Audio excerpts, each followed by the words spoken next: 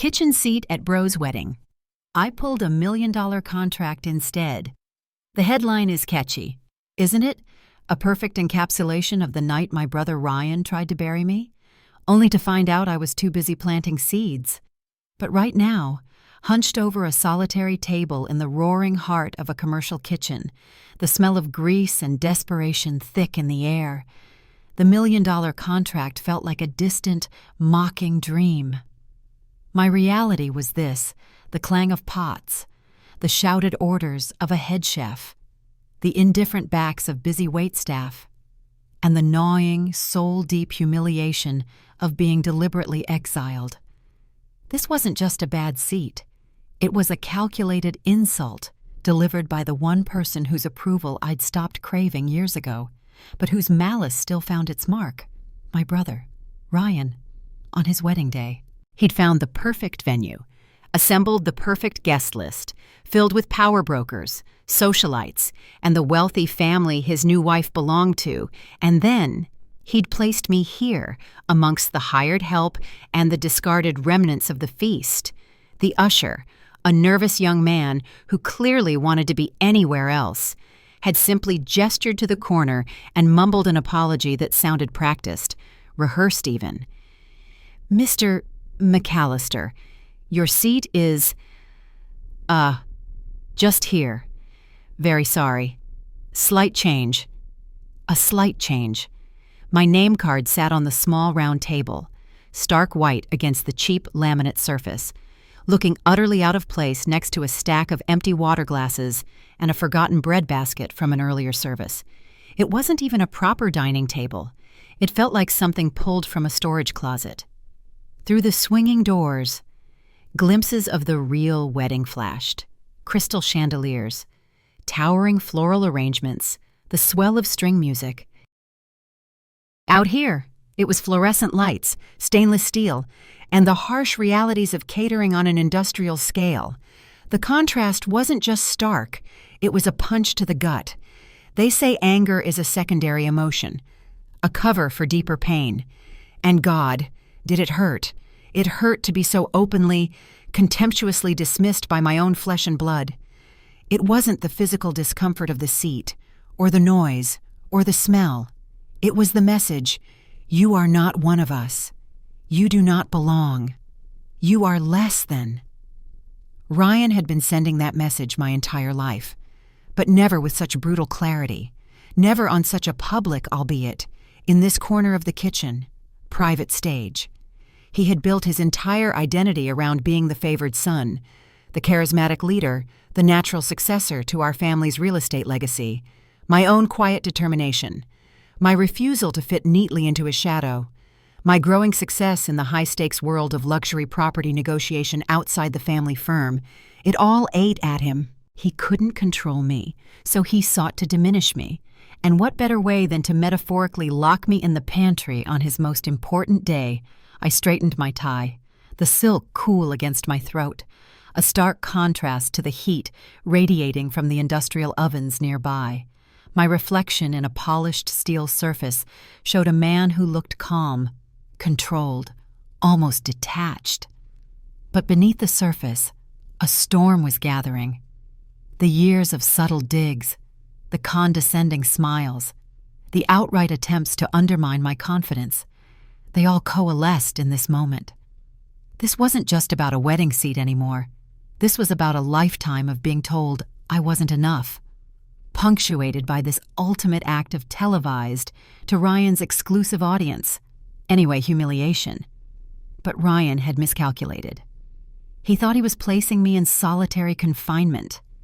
He was actually giving me a strategic vantage point, a place to think, away from the forced pleasantries and watchful eyes of his guests. The noise of the kitchen, once an assault on my senses, became a sort of white noise, a shield, and in that shielded space, the hurt began to crystallize into cold, hard resolve. Ryan wanted to remind me of his power, fine. I would remind him of mine. He wanted to show me where I belonged. I would show him where I was going. I reached into the inner pocket of my jacket, my fingers closing around the crisp, heavy parchment folded carefully within. the $1 million contract. More precisely, a multi-million-dollar contract, the culmination of months of grueling negotiation for a prime piece of Manhattan real estate that Ryan's company had desperately wanted. A deal he'd publicly stated was in the bag for him. It was the kind of deal that solidified reputations, opened doors to even bigger opportunities, and sent a clear message to the industry. I had closed it quietly, over the past 48 hours. The ink still fresh. It wasn't just a business win. It was leverage. It was a weapon. He thought he had me cornered, defeated, simmering in my own indignity. He thought I would either slink away or stew silently in my kitchen purgatory. He didn't consider that the isolation might clear my head, sharpen my focus. He didn't consider that I might have come prepared for something like this. Maybe not this exact humiliation, but for the inevitable. Petty power play he couldn't resist. This kitchen seat wasn't a prison. It was a war room. And the contract in my pocket, that was the opening salvo. The distant sound of applause from the ballroom reached me again, louder this time, perhaps signaling the beginning of the reception. Time to make an entrance. Not the one Ryan planned for me, the one I planned for myself. The smell of roasting garlic and simmering sauces was a far cry from the Chanel No. 5 and expensive champagne I knew filled the main ballroom. Out here, life was functional, hot, and relentlessly efficient. Out there, it was performance, glittering and air-conditioned. The distance wasn't just physical, it was the distance of our lives. Ryan's and mine. We shared a last name, a childhood home, parents who loved us or tried to, in their own distant way, but beyond that, our paths had diverged into entirely different realities. Ryan, 3 years older, had always been the golden boy, charismatic, effortlessly charming. The kind of kid who could talk his way out of anything and make everyone believe his version of events. He fit the mold, our father, a man who built the family real estate empire with sheer force of will and ruthless ambition, had envisioned. Ryan was groomed for leadership from day one, boarding schools, the right Ivy League university, an immediate fast-track position in the company after graduation. He was everything the family business valued: loud, confident, and utterly convinced of his own destiny. I was different, quieter, more analytical. While Ryan was networking at cocktail parties and schmoozing clients on the golf course, I was buried in market reports, dissecting contracts, understanding the intricate legal and financial mechanisms of the deals. I didn't have his easy charm, but I had a sharper mind for the details, a tenacity he often mistook for stubbornness. Early on, I tried to find my place within the family business structure, offering insights, suggesting strategies based on my research. But Ryan, already flexing his nascent power, saw my contributions not as help, but as competition. My quiet competence was a threat to his performative dominance. He'd shut me down in meetings, dismiss my ideas with a condescending wave, or worse, take credit for them himself later. Our father, preoccupied with his own empire building and seemingly content to let Ryan take the reins, rarely intervened. Or if he did, it was with platitudes about brothers working together that completely ignored the toxic dynamic Ryan fostered. The message was clear: Ryan was the future. I was ancillary. It didn't take long for me to realize the family business wasn't a place where I could thrive or even survive with my dignity intact. Ryan wouldn't allow it. So, 5 years ago, I made the difficult decision to strike out on my own, using the contacts I'd quietly built and the skills I'd honed. I started my own boutique real estate firm, specializing in high-end commercial properties and complex contract negotiations. It was a gamble. It meant leaving the security of the family name mostly, though the association was sometimes unavoidable, and stepping into the arena alone. Ryan's reaction was a blend of open mockery and thinly veiled panic. He called it a little hobby, predicted I'd be back begging for a job within 6 months. When I landed my first significant deal, not family money, not inherited leads, just pure grit and negotiation, His mockery turned to icy resentment. Each success I achieved, each major contract I closed, felt like a personal affront to him. He couldn't stand that I was building something valuable, something that didn't rely on his approval or the family infrastructure. It challenged his narrative of being the sole heir to competence, the one true McAllister capable of real estate mastery. He'd try to poach my clients, spread rumors in the industry, even subtly interfere with my financing. Nothing was too petty for Ryan when he felt threatened.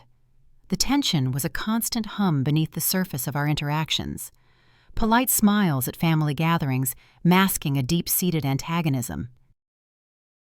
Our parents, caught between their golden boy and the son who dared to forge his own path, mostly pretended it didn't exist. It was easier that way. The contract in my pocket was the latest flashpoint. It was for the old Callahan Tower downtown, a prime piece of real estate that hadn't been on the market in decades. Acquisition of that building was seen as a major coup, a legacy-defining deal. Ryan had been publicly pursuing it for over a year, boasting to the press and industry insiders that it was practically his. His company had thrown massive resources at it, but the negotiations were notoriously complex, involving multiple stakeholders and intricate zoning laws. I had been quietly working on a different angle, leveraging a unique relationship with one of the minority owners and proposing an innovative development plan that addressed their specific concerns. It was a long shot, requiring patience, discretion, and a willingness to dive into the minutiae that Ryan typically delegated. For months, I worked in the shadows, while Ryan basked in the spotlight, confident he would eventually muscle his way to the finish line. 2 days ago, the call came. The deal was mine. Signed, sealed, delivered. It wasn't just a multi-million-dollar transaction. It was a direct, undeniable victory on Ryan's perceived home turf, using skills he either lacked or disdained. I knew announcing it would be a bombshell, especially considering Ryan's public declarations. I had debated when and how to reveal it.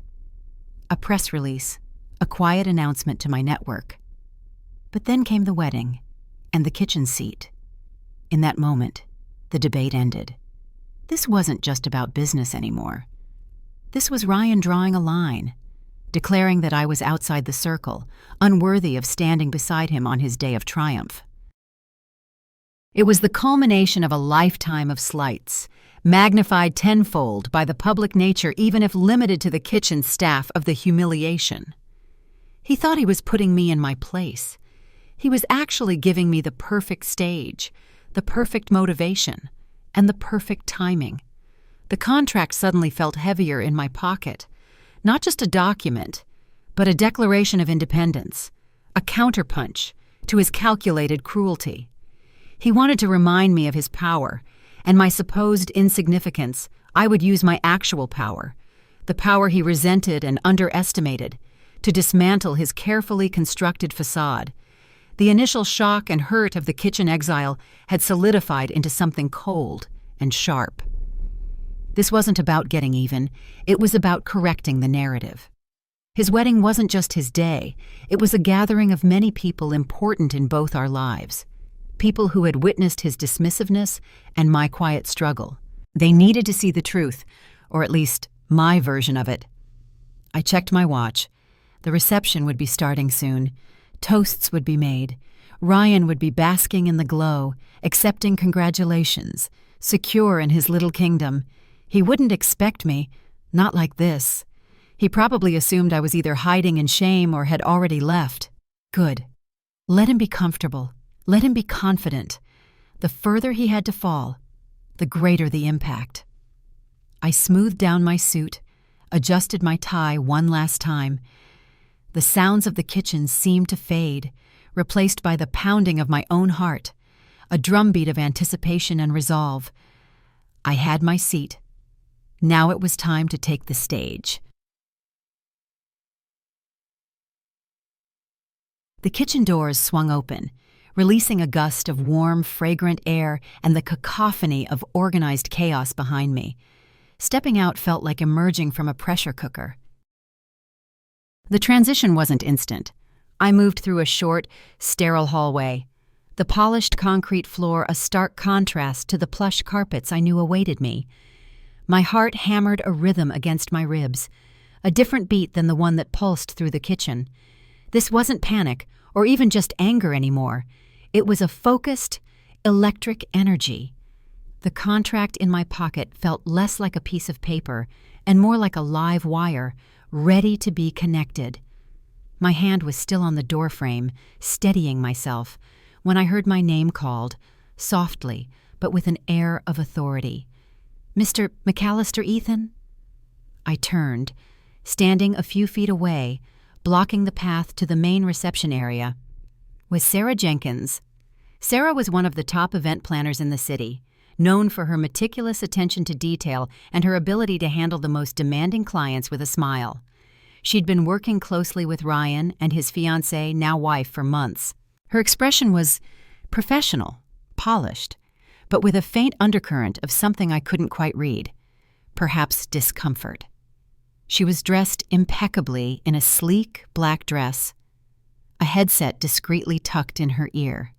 She held a clipboard, her fingers tapping lightly against the edge.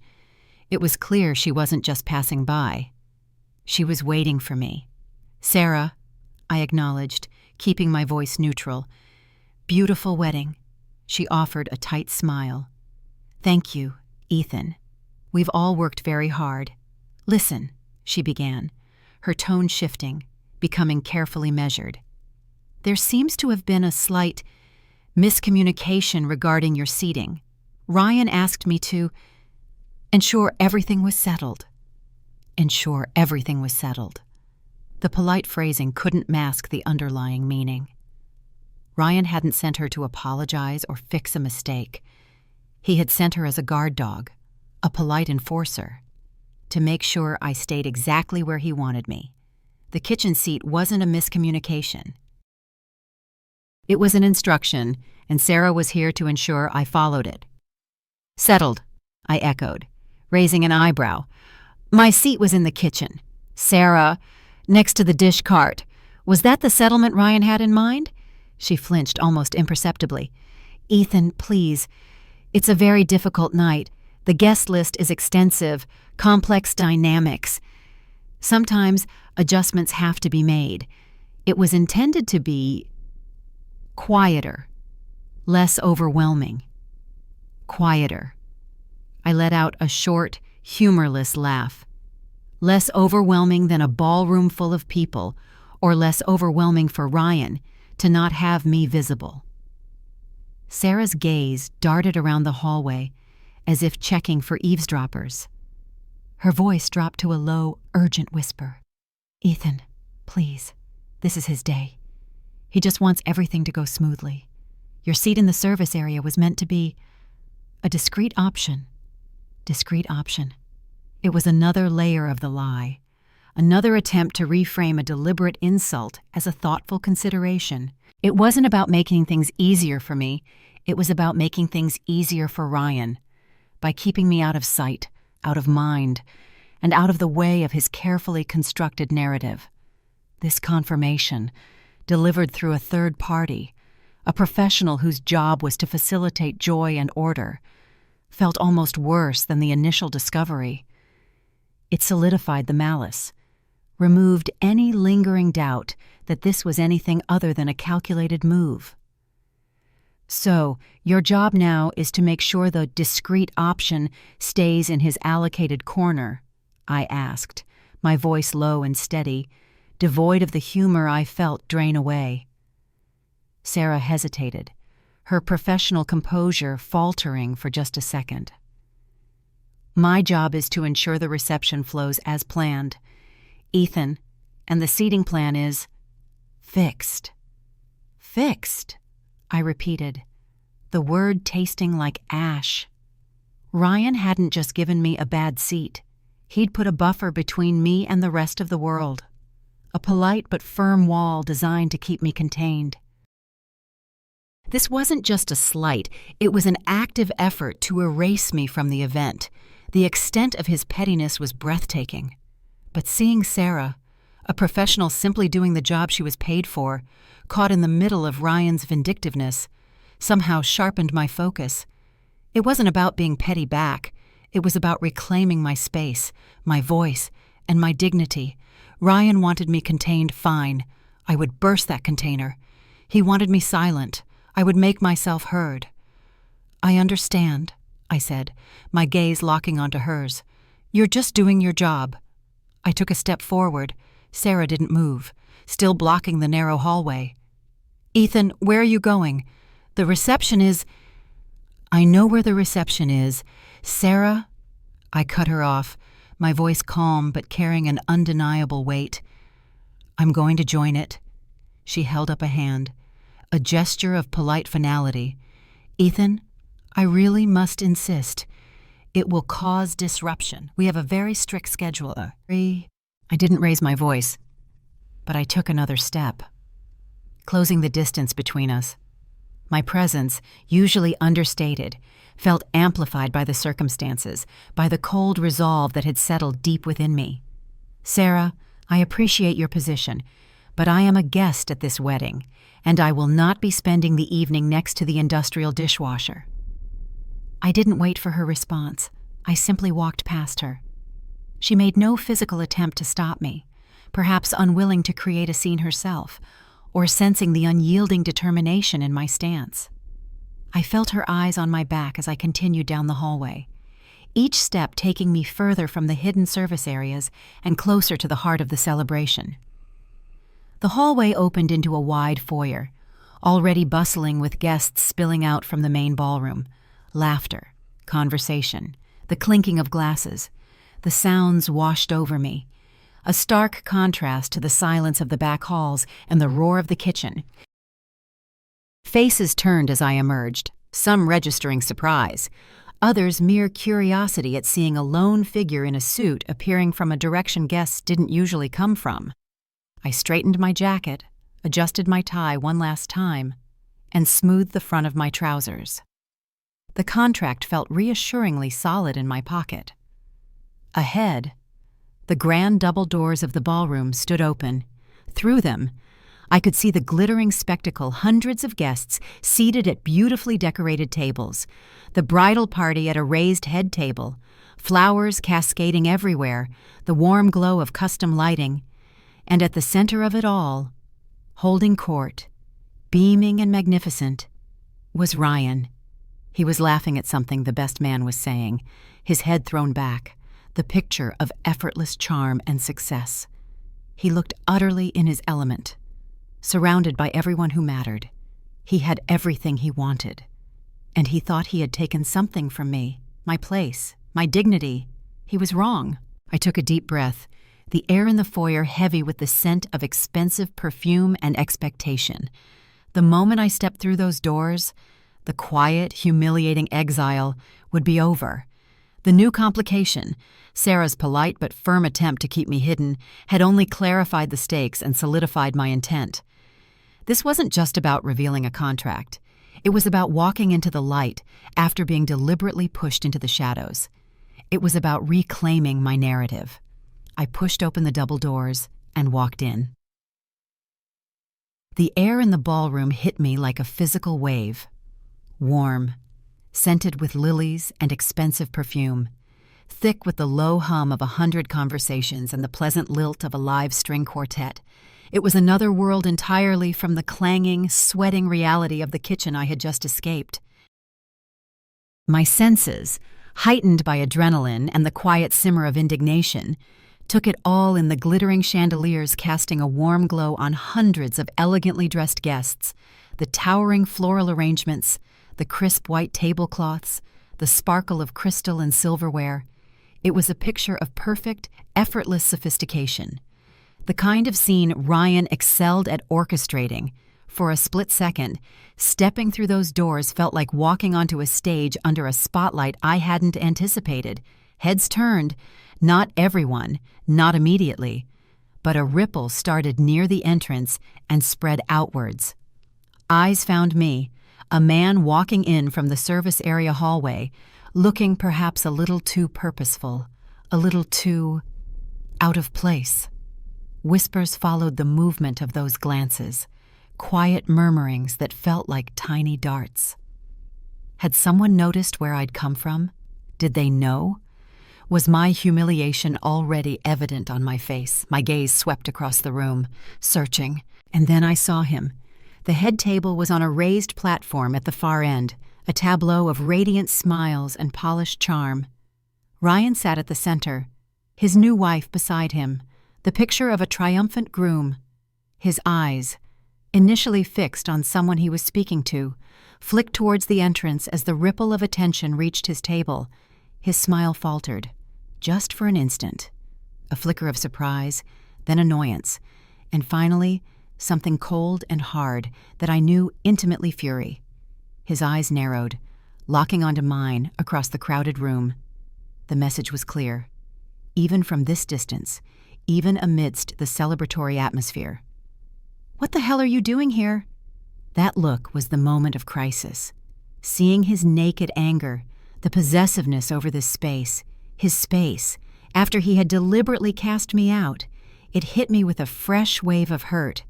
It wasn't just the indignity of the kitchen seat, it was the confirmation that he hadn't wanted me here at all. Not even as a distant relative, a background character. He wanted me gone, erased from the picture. The sheer, petty vindictiveness of it landed heavily, threatening to buckle my knees. All the years of feeling second best, of being dismissed, of fighting for a place in his world, it all rushed back. For a terrifying second, I felt like that younger brother again. Desperate for Ryan's approval, crumbling under his disapproval. The polished facade threatened to crack. I could feel the heat rising in my cheeks, the urge to retreat, to apologize, to disappear back into the shadows where he wanted me. But then, something shifted. The intense pain of that rejection, so sharp, it stole my breath, ignited a different kind of fire. It wasn't just anger. It was a deep, stubborn refusal. A refusal to be broken. A refusal to be erased. He wanted me to feel small. He wanted me to hide. Never again. Not now. Not after everything I had built. Everything I had overcome precisely because he had never made room for me. The humiliation he intended to inflict was a poison, but I would turn it into my antidote. His attempt to make me disappear would be the very reason I made myself undeniable. This wasn't about revenge.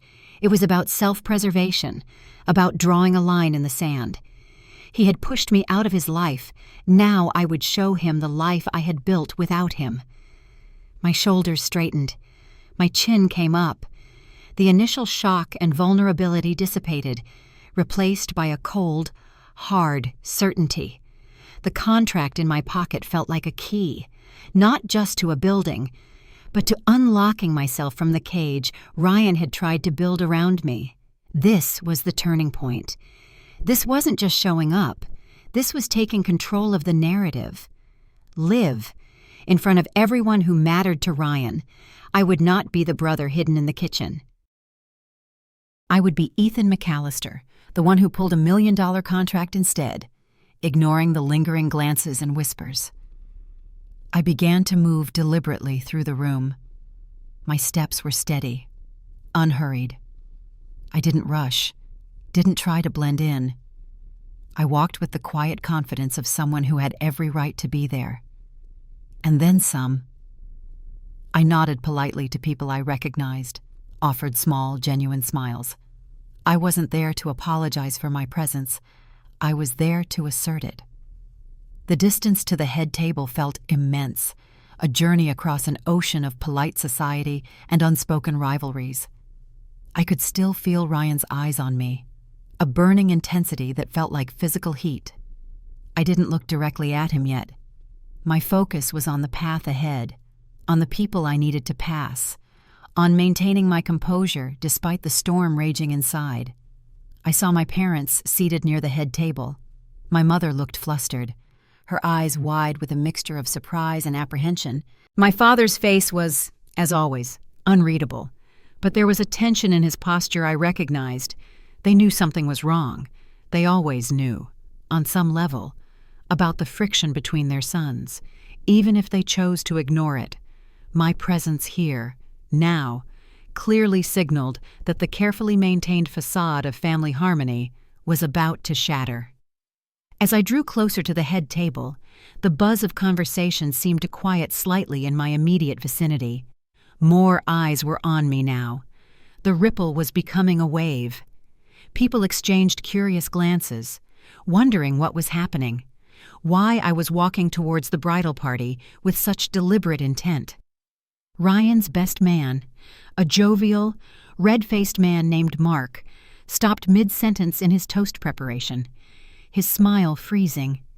Ryan hadn't moved, still watching me. His expression now a mask of forced calm, but his eyes blazing with a cold fury. He probably thought I was going to make a scene, perhaps drunkenly rant about my seating arrangements. He expected me to be small, pathetic, and easily dismissed. He expected me to confirm his narrative about me. He was about to be profoundly disappointed. I reached the edge of the raised platform where the head table sat. I paused, taking a final, deep breath. The entire room felt like it was holding its breath with me. The string quartet, sensing the shift in the atmosphere, softened their playing, the music becoming a hushed, almost suspenseful background. Ryan's wife, a beautiful woman named Clara, looked up, her smile open and welcoming, momentarily unaware of the tension radiating from her new husband. She offered me a warm look, a stark contrast to the hostility in Ryan's eyes. It was a reminder that this wasn't her conflict. Not really. But she was married to him now, and his battles would inevitably become hers. I ignored Ryan's glare, ignored the hushed anticipation in the room, and focused my gaze on no one in particular, yet addressing everyone. My voice, when I spoke, was calm, clear, and projected just enough to carry over the low murmur of the room. It wasn't loud, but it cut through the air like glass. "Ladies and gentlemen," I began, my voice steady, the words chosen carefully. "If I could have just a moment of your time." The silence that followed was immediate and absolute. All eyes were on me. Ryan's face was a mask of controlled rage. This was it, the turning point. I had been pushed to the edge, humiliated and tested. And in that moment, I hadn't collapsed. I had transformed. The quiet brother, the one banished to the kitchen, was standing in the spotlight, ready to speak. And I knew, with absolute certainty, that the $1 million contract in my pocket was about to earn its keep in a way Ryan McAllister would never forget, never. The silence stretched, heavy with anticipation. Hundreds of faces were turned towards me, a sea of polite curiosity and dawning confusion. Ryan, at the head table, was motionless, his forced calm shattering like fragile glass, replaced by a naked, furious disbelief. His wife, Clara, looked between us. Her earlier smile vanished, replaced by a look of apprehension. My parents were pale, their eyes fixed on me with a mixture of dread and resignation. "Please accept my apologies for interrupting this joyous occasion," I began, my voice steady, carrying easily through the hushed ballroom. I didn't shout, I didn't have to. Every ear was straining to hear. "It's a beautiful wedding, truly, and I wish Ryan and Clara a lifetime of happiness." The words felt alien on my tongue, a thin veneer of politeness over the ice forming in my gut. I paused, letting the brief well-wishes hang in the air before pivoting. My gaze swept across the room, lingering for a moment on the various prominent figures from the city's business and social scene, many of whom knew both me and Ryan, many of whom knew about Ryan's very public pursuit of the Callahan Tower deal. This wasn't just a family affair, it was a gathering of the people whose opinions shaped reputations, the people Ryan cared most about impressing.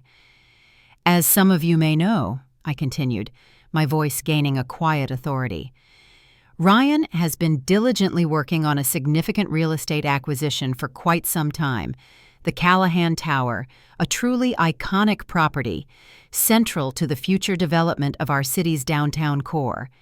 I saw a flicker of recognition in many eyes around the room. Ryan's pursuit of that deal had been widely reported. At the head table, Ryan visibly stiffened. His hands, resting on the table, clenched into fists, the knuckles turning white. He opened his mouth, perhaps to interrupt, but no sound came out.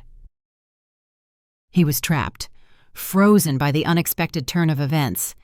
"It's a complex negotiation," I said, almost conversationally, "involving intricate legal frameworks and multiple stakeholders, a challenging prospect for even the most experienced firm."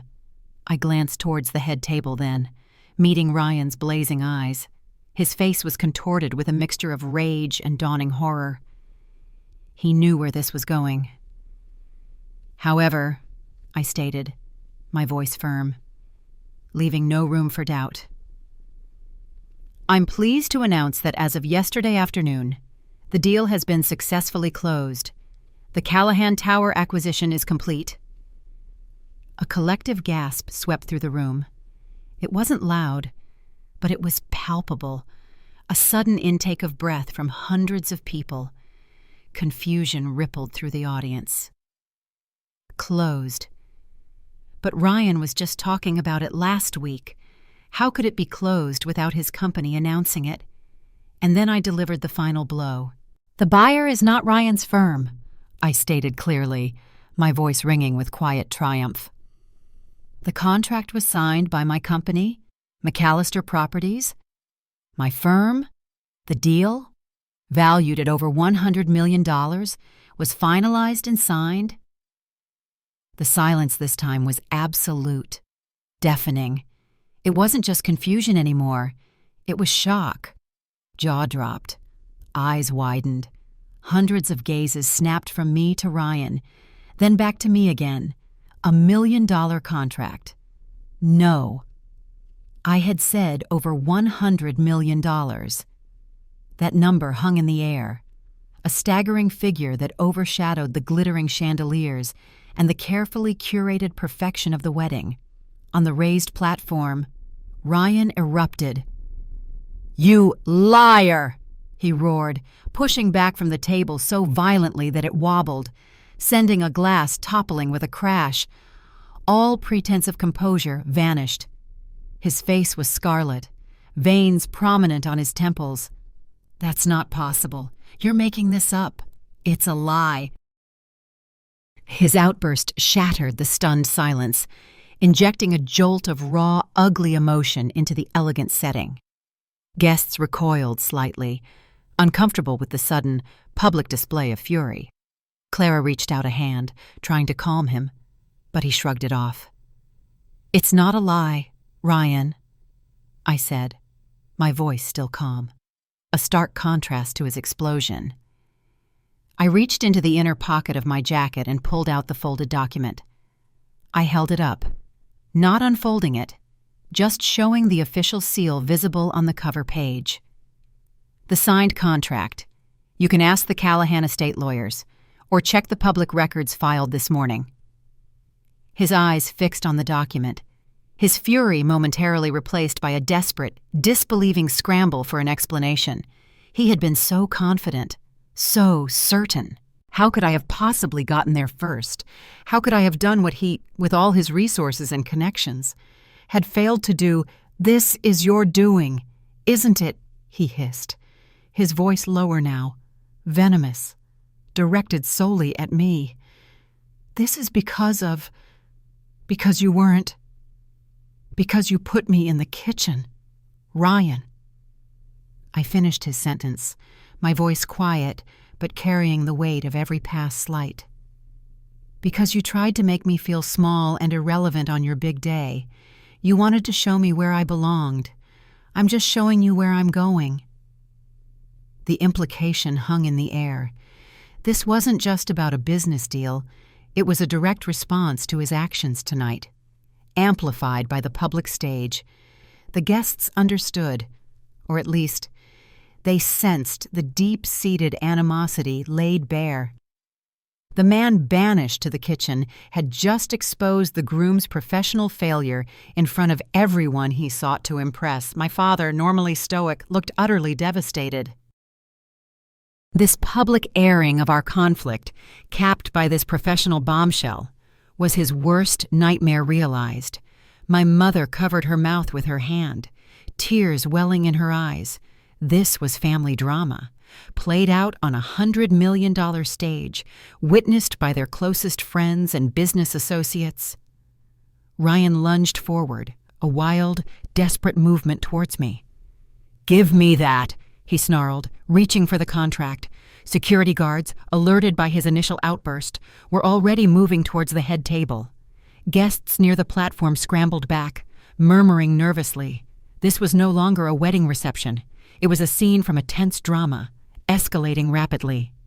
"Ryan, no!" Clara cried out, trying to grab his arm.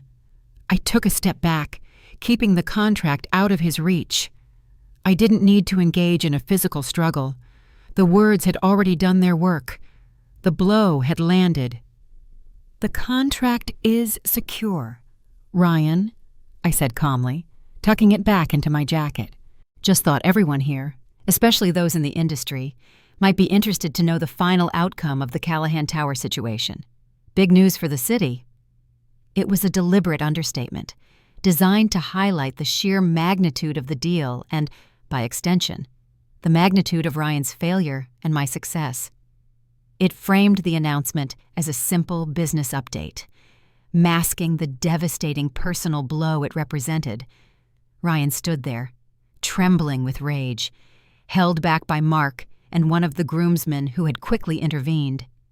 He was sputtering, unable to form coherent words, his carefully constructed image of effortless dominance shattered in front of hundreds of witnesses. He wasn't the golden boy anymore. He was a man publicly humiliated and exposed, caught in a web of his own making. His wedding, the symbol of his success and control, had been irrevocably tainted. I didn't linger. I didn't need to. The message had been delivered. The confrontation was over. The reversal of power, in this room, at this moment, was complete. I had turned his ultimate slight into my ultimate leverage, and the consequences were immediate and devastating for him. I nodded slightly, a gesture of cold finality, and turned away from the head table, leaving the stunned silence and Ryan's impotent fury behind me. The climax wasn't a fight. It was a carefully aimed shot, delivered with precision, leaving a crater in the middle of Ryan's perfect day. The aftermath wasn't a roar, but a stunned, buzzing silence. As I turned away from the head table, leaving Ryan literally sputtering in his security-restrained rage, the air felt charged, thick with unspoken questions and dropped jaws. I didn't look back. There was nothing more to see there. Ryan's public face, his carefully constructed image of effortless power and charm, had just been pulverized by $100 million truth, and he had done it to himself. His pettiness, his cruelty, his need to control and diminish me, they had led him directly to this moment, this public unraveling on his own wedding day. The kitchen seat wasn't just an insult, it was the fuse he himself had lit. Walking away from the head table felt like walking through water, slow and heavy. Heads turned to follow my progress. Some faces were openly shocked, others seemed to mask a grim satisfaction. The business rivals Ryan had boasted to, the associates he'd confidently predicted the Callahan deal to be his, their expressions ranged from calculating appraisal to poorly concealed schadenfreude. The socialites, used to observing drama from a distance, were now smack in the middle of one, their eyes wide with fascinated horror. My parents. I caught a glimpse of them again. My mother was openly weeping, dabbing at her eyes with a delicate lace handkerchief. My father looked defeated. The empire he had built, the legacy he hoped to pass on, was now irrevocably tied to this moment of ugly public conflict between his two sons. Their shame was palpable, a heavy weight in the room. I didn't make a grand exit. I simply walked towards the nearest exit. Not the one I'd entered through, but one that led directly to the outside, away from the lingering tension. As I moved through the room, people parted instinctively, creating a path. No one spoke to me. No one tried to stop me. It was as if I was moving in a bubble of the silence I had created.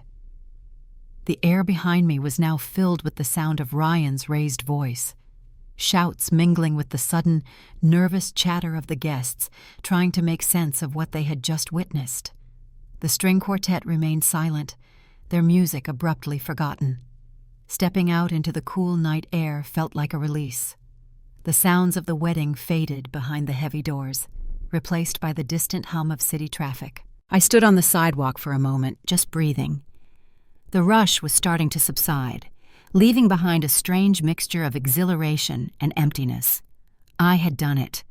I had taken his calculated humiliation and turned it into a seismic event that would shake the foundations of his professional world and, inevitably, our family. Was it satisfying? Yes, on a primal level. The cold satisfaction of finally striking back, of proving him wrong, of showing everyone the reality behind his facade. That was undeniable. He had underestimated me, dismissed me, tried to bury me, and I had responded with a professional victory that hit him where it hurt most: his pride and his perceived supremacy. He wanted a public display of my insignificance. I gave him a public display of his vulnerability, but satisfying felt too simple, too triumphant. There was no joy in it, not really, only a profound sadness. This wasn't just a business maneuver, it was the detonation of what little remained of a brotherly bond. Standing there, with the contract still tucked safely in my jacket, I felt the weight of what I had sacrificed, our family name, dragged through the mud, my parents, caught in the crossfire of a war they never wanted to acknowledge, and Ryan. Even in his most infuriating moments, he was still my brother. Seeing him unravel like that, fueled by a rage I knew was born of his own deep insecurities and his desperate need to be seen as the best, it wasn't victory. It was tragedy. A Greek tragedy in a rented ballroom. The justice of the moment felt cold and incomplete. Yes, Ryan had been served a brutal dose of reality. He couldn't just dismiss me. He couldn't just steal my ideas or undermine my efforts without consequence. But the consequence wasn't just for him. It was for our family, for the fragile peace we'd maintained, for the possibility, however slim, that things might one day heal. That possibility felt obliterated now. The Callahan Tower contract, the culmination of months of quiet, grinding work, the deal that represented my professional coming of age, had become something else entirely tonight. It wasn't just a business success. It was a weapon. A very effective one, but a weapon nonetheless. It had given me the power to reclaim my dignity, but the cost felt immense. I thought about the title people might use: kitchen seat at bro's wedding, I pulled $1 million contract instead. It captured the dramatic irony, the unexpected turn, but it didn't capture the ache that came with it. The cold air on my face couldn't entirely cool the lingering burn of years of resentment, nor could it erase the image of my brother's shattered face. The impact of tonight would reverberate far beyond the ballroom. My standing in the industry, already solid, would skyrocket. The whispers about Ryan's competence, already present after some recent missteps, would intensify into a roar. The family business would face scrutiny, questions about leadership, about the future, and my relationship with my family. That was the most uncertain outcome. There was no going back. The lines had been drawn with fire. As I walked away, leaving the opulent venue and the chaotic scene behind, I knew this wasn't an ending. It was a beginning, a new, uncertain chapter forged in the heat of a kitchen, fueled by the chill of betrayal and defined by a multi-million-dollar contract. The kitchen seat had been the spark. The contract had been the explosion. And now, the fallout was just beginning. My journey from the shadows wasn't over. It had just started, with the world watching. Or at least, the part of the world that mattered most to Ryan McAllister, and I wouldn't be going back to the kitchen ever again.